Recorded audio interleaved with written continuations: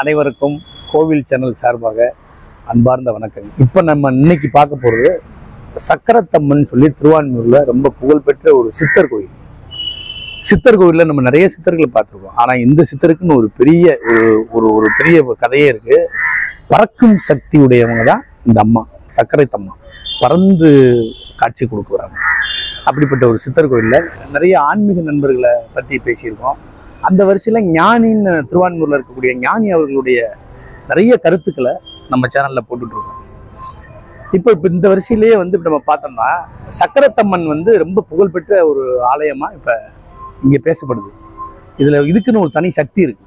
அந்த கோயிலில் தான் இப்போ நம்ம ரெகுலராக பார்த்துட்டு இருக்க ஞானி அவர்கள் இருக்கிறதா ஒரு கேள்வி. உள்ள அவர் என்ன பண்ணிட்டு இருக்காருன்னு பார்க்க போகிறோம். நம்ம சேனலை பார்க்காதவங்க பெல் பட்டனை ப்ரெஸ் பண்ணிக்கோங்க, ஷேர் பண்ணுங்கள், கமெண்ட் பண்ணுங்கள், சப்ஸ்கிரைப் பண்ணுங்கள். போகலாமா ஞானியை பார்க்குறதுக்கு?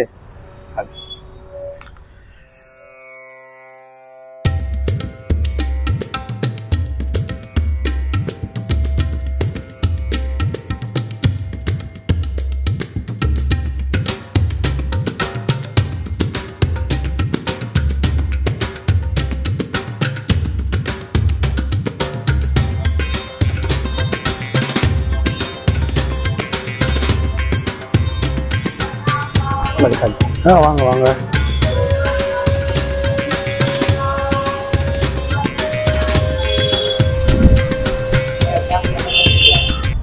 வணக்கம் நாகராஜ். வணக்கம் வணக்கம்.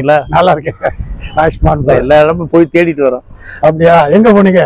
இல்லை, நீங்க இருக்கக்கூடிய தாத்தாட போறீங்களா? நீங்க எங்க உட்காருங்க. பாம்பன் சாமிட்டு போயிட்டீங்க. அப்புறம் சரி, இங்க இருக்கிறதா ஒரு கேள்வி இருந்துச்சு. சக்கரையம்மா, சக்கரத்தம்மனை பார்த்துட்டு அப்படியே உங்கள்கிட்ட பார்த்துட்டு போயிருந்தேன். சந்தோஷம் சந்தோஷம்.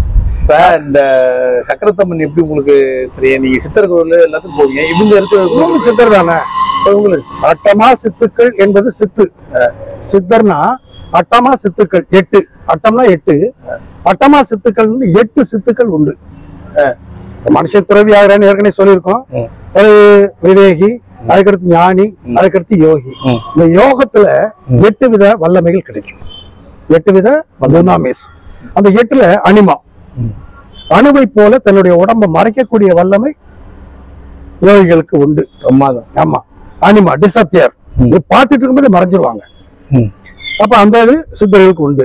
அதுக்கடுத்து லஹிமா, உடம்பவே இப்ப எனக்கு 66 கிலோ வெயிட், இதை ஒண்ணுமே இல்லாம ஆக்கிடலாம். அப்படி காற்றா அது மூச்சு பயிற்சி தான். உடம்ப அந்த மாதிரி நிலைக்கு மாத்திட்டோம்னா அது லஹிமா. மகிமா, கரிமா, பிராப்தி, பிரகாமியம், அப்படி 8 வித வல்லமைகள் இருக்கு. இது சக்கரத்தம்மா பறக்கக்கூடிய ஆற்றல் பெற்றவர். அப்படியே அந்த இடத்துல இந்த பூமி நம்பாது. முயற்சி பண்ணுனா அந்த வாசி மூச்சு பயிற்சி தான். மூச்சை முறைப்படி நீச்சல் தெரியாதவங்க நிறைய பேர் இருப்பாங்க. கத்துக்கிட்ட பிறகு அந்த நீச்சல் பண்றாங்க. இப்ப நீங்க எல்லாம் தண்ணியில நீச்சல் அடிப்பீங்க. நான் படுத்து நடந்துகிட்டே இருப்பேன். வாசி யோகம். இப்ப யோகத்துக்கு அவ்வளவு விஷயங்கள் இருக்குது. பிஏ போறோம், அடுத்து எம்ஏ போறோம், எம்ஃபில் போறோம், அப்படி இருக்கு இல்லையா? அதே மாதிரி இந்த அட்டமா சித்துக்கள்ல அனிமா வெரி ஃபர்ஸ்ட், அனிமை போல மறைவு. மகிமா மல்டிஃபை, ஒரு பொருளை 100 மாத்தலாம். லஹிமா என்பது வெயிட்லெஸ், இந்த உடம்பை வெயிட் இல்லாம ஆக்கி தண்ணியில நடக்கலாம், வானத்துல பறக்கலாம். கரிமா, உடலவே விஸ்வரூபமா கடினமான பாறையை போல மாத்துறது கரிமா. பிராப்தி என்பது பின்னாடி சொன்னாரு. பிரகாமியம், கூடு விட்டு கூடு பாய்வது. வாசித்துவம், அதுவும் காற்றை முறைப்படுத்துவத. வாசியை அடக்கினால் வானிலை பறக்கலாம். போகர் பறக்கலையா? போகர் பறந்தார்ல, கடவுளி சித்தர் பறந்தார்ல, எண்ணற்ற சித்தர்கள் பறந்திருக்காங்க. இது இட் இஸ் பாசிபிள். இதை முயற்சி பண்ணா பாசிபிள். ஆனா இப்ப இருக்கிற இந்த சொல்லக்கூடாது, இப்ப இருக்க இந்த சாதுக்கள் சித்தர்ங்க போர்வையில் ஜந்துக்கள்ல சித்தர்ங்க போர்வையில இருக்கவங்க போறாம பணப்பித்தர்கள். இந்த ஆய்வுக்கு வரல. அவங்க பணத்தை எப்படி சேர்க்கிறது, எப்படி நம்ம சினிமா ஸ்டார் மாதிரி அந்த மாதிரி வந்துட்டாங்களே ஒழிய இந்த ஆய்வு தான் மெயின். எல்லாம் அதை தேடிட்டு இருக்கும்போது நான் இதை தேடுங்க.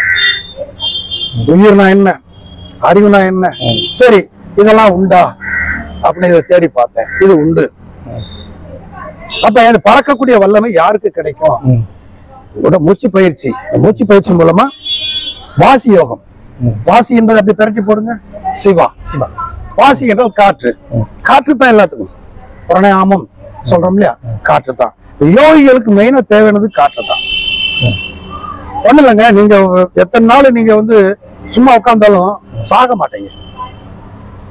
மனசுக்குள்ள பசி இருக்கும், காலடைக்கும், எல்லாம் செய்யும். உங்க உயிருக்கு தேவையான என்சைம் இந்த உடம்புல இருக்கு, சரீரத்துல எல்லாமே இருக்கு. உடல் தேகமேலையும் உயிர் இருக்கும், ஆக்சிஜன் இருக்கும். அப்ப இந்த இருக்க புரதம் புறம் குறையும், உயிர் இருந்துட்டு இருக்கும். ஆனா நமக்கு ஐயோ சாப்பிடலையே சாப்பிடலையே சாப்பிடலையே. இப்ப ஹாஸ்பிட்டல்ல கிடக்காங்க, கடுமையான பைத்தியங்கள்லாம் சாப்பிடுறாங்களா? ரோட் வழியா அவங்க போறாங்க. கொரோனா வரும்போது நோய் வந்துச்சா? எதுவுமே இல்லை.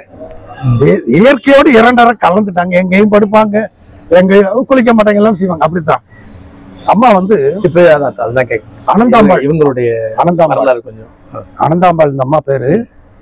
ராஜாஜி முதலாய் பெரிய பெரிய விஐபிஸ் எல்லாம் வந்து போயிருக்காங்க. பரிச்சயமானது இந்த அம்மா.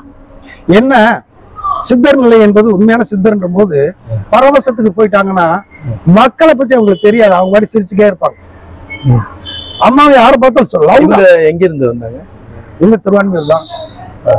ஆரம்பத்துல வந்து ஊர் தெரியல, இங்க வந்து இடம் வந்த வந்து ஒரு மகான், அவரும் ஆன்மீக தேர்தலில் உள்ளவர் இடத்த கொடுத்து இங்க கோமலீஸ்வரன் பேட்டைன்னு சொல்றோம்ல, கோமலீஸ்வரன் பேட்டை கரெக்ட். அந்த இடத்துல இருந்தவங்க. அவங்க அங்க இருந்து இங்க திருவான்மியூருக்கு ஷிஃப்ட் ஆகி வந்து 1901 நினைக்கிறேன். ஆமா, அதுல புக்ஸ் எல்லாம் இருக்குது. இங்க நான் அதெல்லாமே நீங்க மேலோட்டமா பாக்கல. இந்த அம்மா என்ன செஞ்சாங்க, அப்ப இந்த சித்துக்கள் என்பதை நிரூபிச்சு காட்டாங்கல்ல. போகர் வந்து சால்வையை விரிச்சாரு, திபெத்துக்கு போனாரு, சீனாவுக்கு போனாரு, ஏழாம் அறிவு படத்துல பாத்துருப்பீங்க. சில எல்லாம் காட்டுறாங்க, அது உண்மையா? உண்மை. சரி, ஜீசஸ் தண்ணில நடந்தாரு, உண்மையா? உண்மை. அப்ப உடம்ப வந்து வெயிட்லெஸ்ஸா மாத்திட்டா நடக்கலாம். இரவு 4ஆம் ஜாமத்திலே இயேசு கிறிஸ்து கடலின் மேல் நடந்து வந்தார். பார்த்த சீடர்கள் எல்லாம் ஆவேசம்னு பேய் நினைச்சு பயந்துட்டாங்க. பயப்படாதீர்கள் அப்படின்னு சொல்லிட்டு தண்ணியில நடந்து காட்டினார். முடியுமா? சாதாரண மனிதரால் முடியாது, சித்தர்களாலையும் யோகிகளாலையும் முடியும். இந்த அம்மா வந்து பறக்கக்கூடிய ஆற்றல், மாடியில இருந்து பறந்து அடுத்தடுத்து போயிருக்காங்க.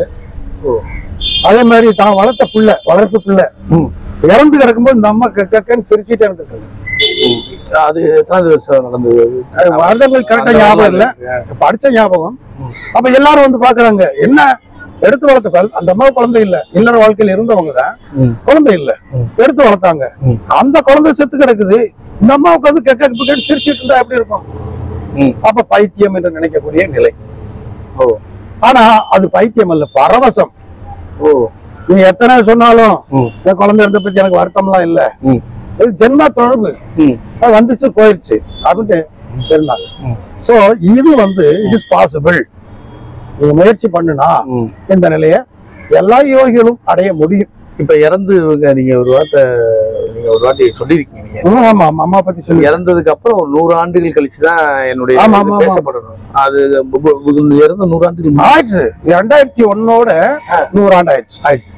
அதுக்கப்புறம் தான் அதுக்கு பிறகுதான் என்னுடைய புகழ் பேசப்படும், பரப்பப்படும். இப்ப கூட நம்ம இந்த வந்திருக்கோம். இப்ப என்ன 2024 24 வருஷம் கழிச்சு இந்த மக்கள் வந்து தேடி, இப்ப அதுலயும் வந்து பாருங்க, பெண்கள் வருவாங்க, அமைதியா தியானம் பண்ணுவாங்க. தியான மண்டபம் இருக்குது உள்ள, அங்க போனா ஒரு வைப்ரேஷன் கிடைக்கும், ஆட்டோமேட்டிக் அந்த வைப்ரேஷன் கிடைக்கும். ஆக முயற்சி செய்தால் முடியாது எதுவுமே இல்லை, அதற்கான முயற்சி எடுக்கணும். உடம்புல 10 விதமான காத்து இருக்குது. எத்தனை காத்து? 10 விதமான காத்து இருக்கு. நம்ம எடுத்தோடனே காத்து, உங்களுக்கு உடம்புல காத்து இருக்கா அப்படின்னு சொன்னா சொல்லுவோம், இருக்கு. உள்ள வாங்குகின்ற மூச்சு, வெளியே விடுகின்ற மூச்சு, இன்ஸ்பிரேஷன் எக்ஸ்பிரேஷன், இது 2 தான் தெரியும். சாதாரண மக்களுக்கு 2 தான் தெரியும். 10 வித காற்று இருக்கு. அபான வாயு, நிதான வாயு, நிதான வாயு, சமான வாயு, உதான வாயு. இதெல்லாம் சொல்ற போது 5 தான் சொல்றீங்க, அதுக்கே அப்படின்ட்டீங்க. கொட்டாய் விடுறோமா? கொட்டாய் விடுறது ஒரு காத்து தான். தும்புறோமா? ஒரு காத்து தான். கேஸ் பிரியுதா? அதுவும் கூட காத்து தான். எல்லாமே அதுதான் நம்ம சொல்றோம், பிராணவாயுன்னு சொல்றது எல்லாம். ஆக இந்த காற்றை முறைப்படுத்தணும். மழை ஜலம் இல்லாத நிலைக்கு நம்ம போகணும். ஏன் சொல்லியா, பசியோட நம்ம உட்கார்ந்தோம்னா வயிறு சுத்தமாகுது. ஆக மழை ஜலம் தங்காது. நம்ம உள்ள போனா தானே அங்க நிக்கும் வளம். மலை ஜலமற்ற நிலை வரும்போது ஒரு நானும் அந்த ட்ரைனிங் எடுத்திருக்கிறேன். ஒரு பயம் இருக்கும், கிறக்க இருக்கும், பேச முடியாது, ஆனா உயிரோடு இருக்கோம் இல்லையா. இங்க வர்ற பக்த கொடிகளுக்கு அம்மாவை பத்தி என்ன சொல்லலாம்? இந்த சக்கரத்தம்மனுக்கு வழிபட வர்றாங்க, அவங்களுக்கு உங்களுடைய போதனைகள் இவங்களை பத்தி உங்களுக்கு நல்லா தெரிஞ்சு அவங்களுக்கு எல்லாம் நீங்க எப்படி எல்லாம் வழிபடணும், என்னென்னலாம் இங்க இருந்து அவங்களுக்கு என்ன கிடைக்க போகுது? இங்க இருந்து கிடைக்கிறது முதல்ல பலன் இவங்க வர்றாங்கல்ல, வர்றாங்க, தியானம் பண்றாங்க, அம்மாவை பாக்குறாங்க, சரித்திரத்தை படிக்கிறாங்க, அவங்களுக்கு கிடைக்கக்கூடிய பலன்கள் பத்தி ஏதாவது உங்களுக்கு உண்மை அதை கொஞ்சம் சொல்லுங்களேன். என்ன கண்டிப்பா சொல்லித்தே ஆகணும். மனம் என்பதுதான் இங்க சரியாக வேண்டிய விஷயம். பெண்களுக்கு குழப்பம் ஆயிடுச்சுன்னா என்ன ஆகுது? ஒரு பெண்ணு ஒரு குடும்பத்தையே நடத்துறது யாரு? குடும்பத்தையே கட்டி காப்பாத்துற ஒரு பெண்ணு தான். பெண்ணுக்கு தான் முக்கியத்துவம். சிவன் பெருசா சக்தி பெருசா அப்படின்னா சிவன் தான் பெருசும்பாங்க, சக்தி தான் பெருசு. சக்தி தான் பெருசு. அப்ப ஒரு பெண் குடும்பத்தை நிர்வகிக்கிறது ஒண்ணு இல்லைங்க, இல்லத்தரசி. இல்லம், இல்லத்தில் இருக்கக்கூடிய அரசி. இல்லத்தை ஆள்பவள் இல்லாள். மனை என்பது வீடு, மனைக்கு அதிகாரி மனைவி. அப்ப அது ஒரு குடும்பத்தை நடத்துறதுக்கு மனைவி. அந்த மனைவிக்கு பொறுமை வேண்டும். அந்த பொறுமை, நிதானம், அறிவு, ஞானம் இதெல்லாம் இங்கே கிடைக்கும்.